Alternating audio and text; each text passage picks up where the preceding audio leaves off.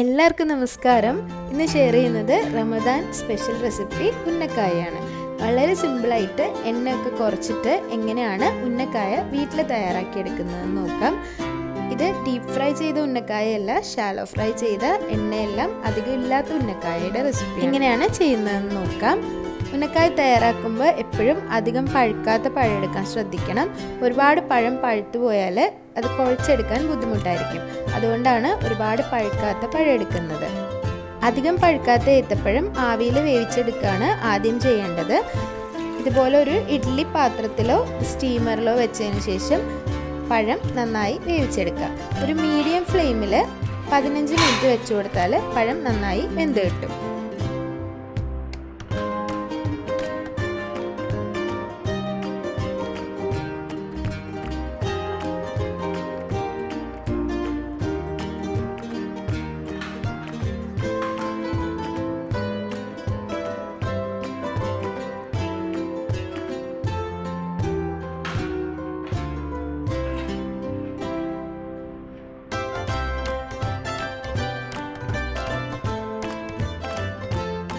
ആവിയിൽ പഴം പുഴുങ്ങിയെടുത്തതിന് ശേഷം ചൂട് ആറാൻ വെയിറ്റ് ചെയ്യണം. നന്നായി ഒന്ന് ചൂടാറിയതിന് ശേഷം അതിൻ്റെ തൊലി കളയാം. അതുപോലെ ഉള്ളിലുള്ള ഒരു കറുത്ത ലെയർ കൂടി എടുത്ത് മാറ്റാം.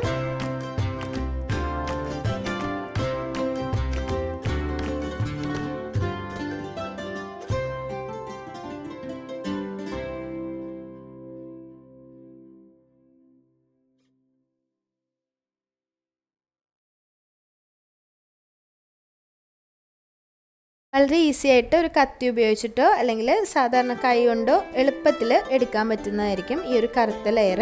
അതുകൂടി എടുത്ത് മാറ്റാം. അതെടുത്ത് മാറ്റിയില്ലെങ്കിലും കുഴപ്പമില്ല, പക്ഷെ കുഴച്ച് വരുമ്പോൾ അത് ഇരുന്നാൽ കാണാനൊരു ഭംഗി ഉണ്ടാവില്ല. അതുപോലെ ഇടയ്ക്കിടയ്ക്ക് അത് കടിക്കാനും കിട്ടും. അതുകൊണ്ടാണ് ഈ ഒരു കറുത്ത ലെയർ എടുത്ത് മാറ്റുന്നത്.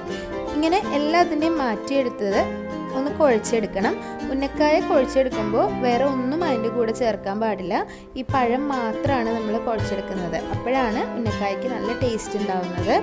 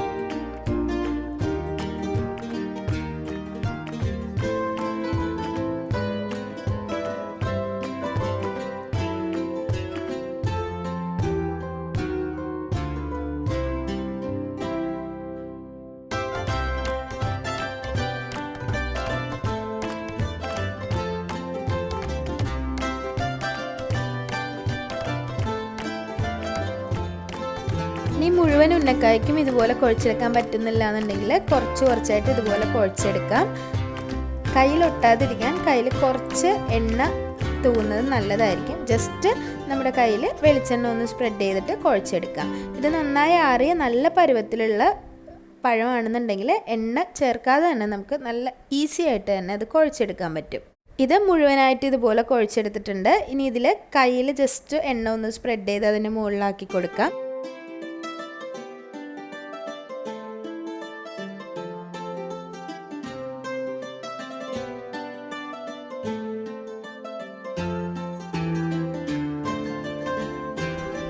ഒരു പാൻ ചൂടാക്കി അതിലേക്കൊരു 2 ടേബിൾ സ്പൂൺ നെയ്യ് ചേർത്ത് കൊടുക്കാം. നെയ്യൊന്ന് ചൂടായി വരുമ്പോൾ ഒരു 1/4 കപ്പ് ചിരവിയ തേങ്ങ ചേർക്കാം. തേങ്ങ ഒന്ന് ജസ്റ്റ് ഒന്ന് വറുത്തെടുക്കുക. ഒരുപാട് കളറൊന്നും മാറണ്ട, 1 മിനിറ്റ് ഒന്ന് വറുത്തെടുക്കുക. അതിലേക്ക് ഒരു മുട്ട പൊട്ടിച്ചൊഴിക്കാം. മുട്ടയും തേങ്ങയും നല്ലതുപോലെ ഒന്ന് മിക്സാക്കി കൊടുക്കുക.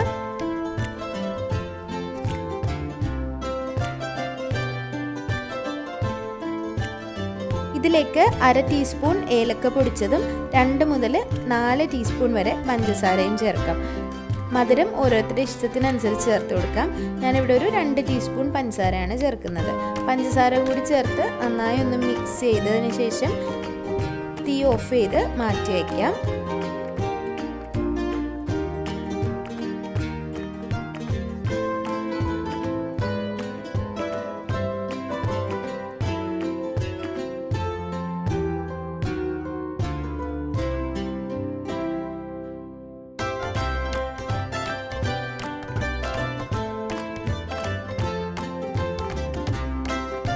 ഉന്നക്കായയുടെ ഉള്ളിൽ നമ്മൾ വെക്കുന്ന ഫില്ലിങ് തയ്യാറായി.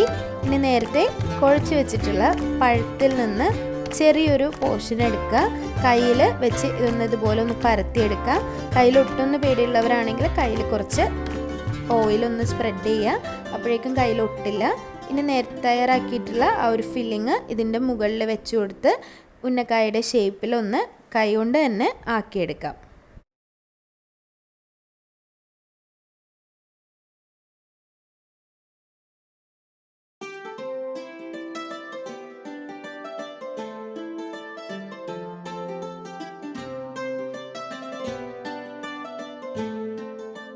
ഇവിടെ തയ്യാറാക്കിയിട്ടുള്ളത് ഒരു മീഡിയം സൈസിലുള്ള ഉന്നക്കായാണ്. ഇതിലും ചെറുതായിട്ട് വേണമെങ്കിൽ ഉന്നക്കായ പിടിച്ചെടുക്കാം, അതുപോലെ കുറച്ച് വലുതായിട്ട് വേണമെങ്കിൽ പിടിച്ചെടുക്കാം. ഇതിപ്പോൾ ഒരു മീഡിയം സൈസിലുള്ള ഉന്നക്കായാണ്. 3 പഴം യൂസ് ചെയ്തിട്ട് ഏകദേശം ഒരു 8 ഉന്നക്കായാണ് ഞാൻ തയ്യാറാക്കി എടുത്തിട്ടുള്ളത്, മീഡിയം സൈസിൽ. അപ്പോൾ ചെറുതായിട്ടാണ് നമ്മൾ പിടിക്കുന്നതെങ്കിൽ ഒരു 10-12 വരെയൊക്കെ നമുക്ക് തയ്യാറാക്കിയെടുക്കാം. ഇനി വലുതായിട്ടാണെങ്കിൽ എടുക്കണമെങ്കിൽ ഒരു 5 വരെയൊക്കെ തയ്യാറാക്കാൻ പറ്റുള്ളൂ. അപ്പോൾ ഈ ഒരളവാണ് മിക്കവാറും തയ്യാറാക്കുന്നത് നല്ലത്. ഇനി ഇത് നമുക്ക് ഫ്രിഡ്ജിൽ വെച്ച് സൂക്ഷിക്കണമെങ്കിൽ സൂക്ഷിക്കാം. ഇതിപ്പോൾ ഞാൻ ഫ്രൈ ചെയ്യുന്നത് ഷാലോ ഫ്രൈ ആണ് ചെയ്യുന്നത്. നിങ്ങൾക്ക് അത്യാവശ്യം കൂടുതൽ എണ്ണയിലിട്ട് മുക്കി പൊരിച്ചെടുക്കണമെങ്കിൽ അങ്ങനെ എടുക്കാം. ഇത് വളരെ കുറച്ച് എണ്ണയിൽ ജസ്റ്റ് ഒന്ന് ഷാലോ ഫ്രൈ ചെയ്തെടുക്കുന്നേ ഉള്ളൂ. എല്ലാ സൈഡും ഇതുപോലെ തിരിച്ചും മറിച്ചും ഫ്ലിപ്പ് ചെയ്തിട്ടിട്ട് കുറച്ച് സമയം എടുത്താണ് ചെയ്യേണ്ടത്. ഒരു മീഡിയം ഫ്ലെയിമിൽ വെച്ച് ചെയ്തെടുക്കണം ഇങ്ങനെ ചെയ്യുമ്പോൾ.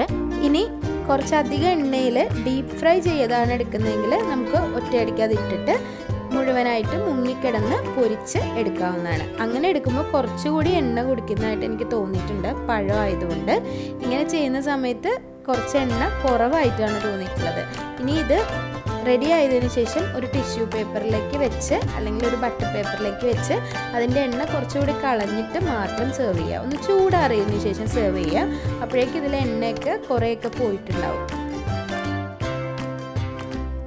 അപ്പോൾ ഈ ഒരു പലഹാരം ഇഷ്ടപ്പെടുന്നവരായിരിക്കും ഒരുപാട് ആൾക്കാരും. നോമ്പിനൊക്കെ എല്ലാവരും ഇത് തയ്യാറാക്കാറുണ്ടാവും. അപ്പോൾ ഈ ഒരു തവണ ഇതുപോലെ ഒന്ന് ട്രൈ ചെയ്ത് നോക്കൂ. വളരെ എളുപ്പത്തിൽ നല്ല പെർഫെക്റ്റ് ആയിട്ട് തന്നെ നമുക്ക് വീട്ടിൽ തയ്യാറാക്കിയെടുക്കാം. അപ്പോൾ എല്ലാവരും ട്രൈ ചെയ്ത് നോക്കിയിട്ട് അഭിപ്രായങ്ങളൊക്കെ കമൻസിൽ അറിയിക്കുക. നോമ്പല്ലാത്ത സമയത്തും 4 മണി പലഹാരമായിട്ടും നമുക്ക് സെർവ് ചെയ്യാൻ പറ്റുന്ന ഒന്നാണ് ഉന്നക്കായ. അപ്പോൾ എല്ലാവരും തയ്യാറാക്കി നോക്കി അഭിപ്രായങ്ങൾ കമൻസിൽ അറിയിക്കുക. വീഡിയോസൊക്കെ ഇഷ്ടമാവുന്നുണ്ടെങ്കിൽ ലൈക്ക് ചെയ്യുക, ഷെയർ ചെയ്യുക, സബ്സ്ക്രൈബ് ചെയ്യുക. അതുപോലെ നിങ്ങളുടെ ഫ്രണ്ട്സിനും ഫാമിലിക്കും ഈ ഒരു വീഡിയോ ഇഷ്ടമായിട്ടുണ്ടെങ്കിൽ ഷെയർ ചെയ്ത് കൊടുക്കുക. പിന്നെയും നല്ല റെസിപ്പി ആയിട്ട് കാണാം. അതുവരേക്കും താങ്ക് യു.